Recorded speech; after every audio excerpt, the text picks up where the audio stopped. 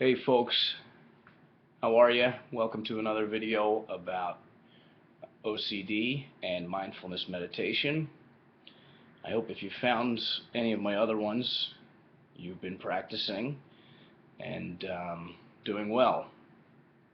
Today I want to talk about a little bit about attitude, your attitude towards your OCD and also your attitude towards your mindfulness training. I've received a lot of emails, which I'm happy to get and answer any questions. If you want to email me at the email link there, ocdmindful@gmail.com. A lot of the questions, though, I'm seeing the same concern, and it's becoming clear that a lot of people are using this with the wrong intention. Okay. So a lot of people are writing me saying, okay, I'm doing the meditation on a daily basis, but I'm not seeing any results. My OCD is not getting better. In fact, it seems like it's getting worse. Some people are writing that, and this is where a point needs to be made. A very important point, that your attitude about OCD, your attitude about anything really with mindfulness, let's not even say OCD, but anything that's causing you distress, should be one of allowing it to be there the way it is.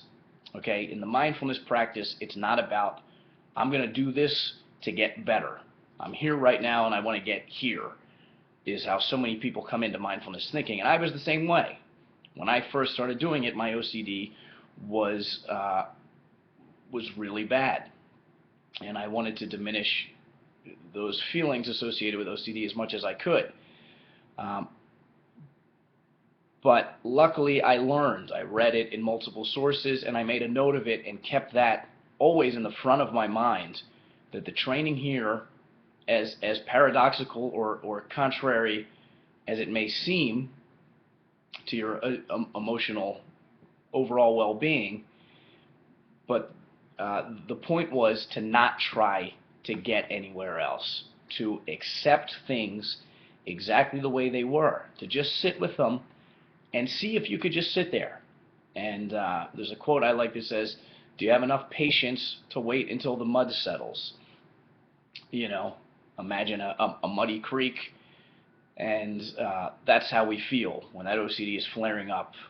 We don't like that. We don't like that mud. We want it to be settled again.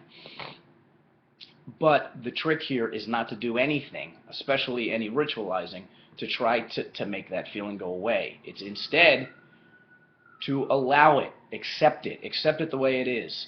I actually try to take it a step further and say, invite it. Invite those feelings, any feelings that you don't want to be there. Okay, OCD people are very concerned with their anxiety, as I was. I didn't want that feeling at all. I wanted to get rid of it. But the more I learned, the more it was, can I accept it the way it is? It's instead of, I don't want to feel it, let's get rid of it, it's, can I accept it? Because I know that with the ritualizing, it's going to come back, and it's going to come back worse. So instead, it's a new approach, okay? And this is paramount in your understanding of mindfulness. It's not about getting anywhere else. It's about allowing yourself to be exactly how you are in that moment. And can you just sit with it? One of a very beneficial lesson that I learned was just a very easy sentence that my mindfulness instructor dropped one time in class. He said, drop the story and just sit with the feelings. Okay? Drop the story. I thought, well, what does that mean? And he went on to say, and it's pretty self-explanatory, it's drop that little mental dialogue that's happening in your brain at all times. The one that's saying, I don't want these feelings right now. I don't like this. We need to get better. We'll do whatever it takes to not have to feel this anymore. Instead, we drop that mental dialogue. Drop the story and just sit with the feelings. That's very hard for OCD people. I get it. That's very hard. But I will tell you this, from my own experience and from so many people I know that I practice with, and from so many stories that I've read, that by doing it that way and by cultivating that sort of attitude, you start to just let it be. It starts to not be so hard to let it be there. You drop the judging, you drop the inner dialogue, and just sit with the feelings as uncomfortable as they are. And don't sit there and judge them. Okay, we try to let go of this liking or disliking, any sort of binary code. I know when it was really bad for me, I used to have good days and bad days. And I used to think this kind of way, today was a +1 or today was a -1. Okay, I had to learn to let go of that. Okay, that whether I was in a good state, a positive state, or a negative, a low state, it was just a feeling. Okay, and to not attach any real meaning to it, but just to let it be there. Okay, so I'll tell you, I saw the most benefit in my training when I combined the exposure and response prevention with the mindfulness. Now, I've touched on this on my other videos.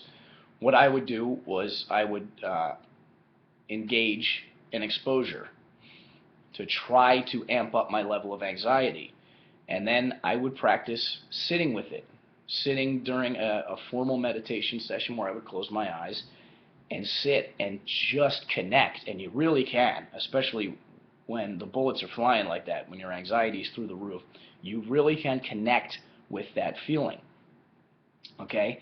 And I would remind myself, there is a lot of learning here, people. That's another thing you should know.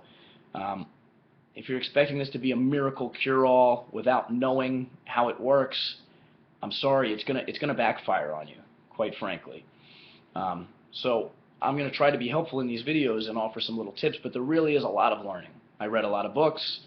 I worked with a personal mindfulness coach one-on-one, and I would advise at least that you read some of the books, especially Full Catastrophe Living by John Kabat-Zinn. Okay. So as I was saying, what I would do is I would engage in the exposure. I would get my anxiety level very high, and then I would sit with the feelings and remind myself to be non-judgmental. Remind myself that I wasn't trying to get anywhere. That's the big one. That's the tricky one. Mindfulness, it's all about, here's the way things are right now. Do we need to be anywhere else? No. Things are basically okay right now. As much as it might be causing turmoil inside, we get to a point where we accept that feeling. And the more you accept that feeling, the more your brain becomes open to that feeling. And the more resilience you begin to build up in your brain. Okay? So it's worth noting, again, don't try to get anywhere. Let go of the expectation of making progress. I know that sounds counterintuitive, but that's the thing, and I believe that's the condition that holds so many people back, even in exposure and response prevention. I went into it the same way, thinking, all right, I'll do the exposure response prevention as long as I don't have to feel these feelings anymore. I'll do the hardest work possible as long as I don't have to feel these feelings anymore. And I got nowhere with it. I got nowhere with it because I was not training my mind to be open and accepting of the reality of the situation. Okay? So what we're trying to train ourselves here is to be open to the reality of the way things are without trying to escape it, without trying to get anywhere else. And the more I've trained now, the more I've gotten to a point where I actually look forward to those distressful feelings, whether they're anxiety from the OCD, whether it's anxiety from something else. I'll be honest, my anxiety from my OCD doesn't show up that much anymore. But when it does, this is what I'm saying, I look forward to it. Because I say, this is a moment for me to work with this. This is a moment for me to go sit, if I have the time, to sit for 25, 30 minutes. If you want to sit for longer, great. And to just focus, to meditate on these feelings. Because each time I do it, I just become a little bit more open to it being there. It's not about it making it go away. In fact, if I have a little bit of a mental meditation going on where I'm kind of reciting a mantra or reminding myself of certain principles, I often remind myself, don't try to make it go away. I'm saying this in my head as I'm sitting there. Connect with these feelings without trying to make them go away. Just Can I sit here and experience them? Do I need to be somewhere else right now? And the answer is no. You don't have to be anywhere else right now. So, for instance, and you can get some of this on the guided meditation video if you want to watch that, but I might have a bit of self-talk going on during my meditation where I'm saying, okay, connect completely with the feelings right now without judging them. Can I just experience what they are? And breathing into them. Imagine breathing in. For me, the anxiety always built up in my chest, so I would imagine breathing into my chest, connecting with the feelings, and just breathing out. Not trying to force them out, okay? I might ask them, without trying to force them, can I calm these feelings right now? Is it possible to breathe in and without forcing them to leave, just ask them, can I let go? Can I let go of these feelings right now? Okay, so keep in mind, this is a compassionate training. This isn't like exposure response prevention, which says we're going to get in there and do the dirty work, and we're going to be very harsh, and by doing this, eventually we're going to feel better. No, it's a training where we become compassionate and kind to ourselves, and we say,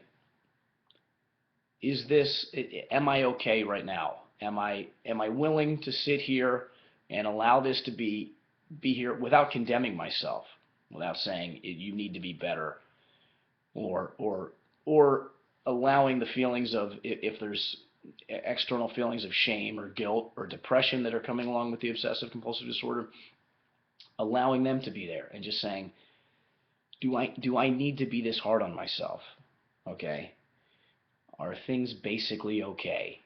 And the answer is yes, things are basically okay. But I urge you again, your attitude on this should be one of accepting it, inviting it to be there. And when I say it, I mean the feelings that you're trying to avoid. Avoidance is out of any sort. We don't want to avoid anything. We want to embrace. Okay, there's a great book on OCD that I read at one point called Face, Embrace, and Erase Your Fears. Okay, that is much more exposure response prevention based, but one element is fundamentally the same. It's face and embrace. Okay, I would say if we want to really get better, let's cut off the part about erase. Don't even worry about erasing. Face and embrace. Embrace. Let it come in. Let it come in. Okay, so keep that attitude. It's an attitude of acceptance. It's an attitude of patience. It's an attitude of letting go, and especially letting go of the expectation of getting better when I say letting go. So letting go of all expectations. And basically just doing the work to do the work. Not doing it with any expectation, with any intention in mind other than, I'm just going to do the work and see what happens. It takes a while, folks. You know, I'm not going to say it's going to happen overnight. And again, let go of that expectation. For me now, it's become a priority in my life. I do it every day. It's the most important thing that I do. And I don't feel as emotionally charged usually ever as I used to. But again, that wasn't the goal. And I remind myself now that it's still not the goal. And you know, you might say, well, why do you keep doing it if you feel better? Well, because each time I do it, I actually feel a little bit lighter. I learn a little bit more about mindfulness. I learn a little bit more about what my mind can do, what my mind can handle. And like I mentioned in one of my other videos, a very important point that my mindfulness coach once made was, anything felt with awareness and non-judgment eventually turns into a feeling of peace, bliss, and joy. Okay, so this works as an umbrella treatment for so many disorders: anxiety, grief, anger. Allowing yourself to feel it without getting roped in. Drop the story. Just sit with the feelings. All right, I hope that's helpful. I hope you find this video. And if you have any questions, email me. Okay, have a good day.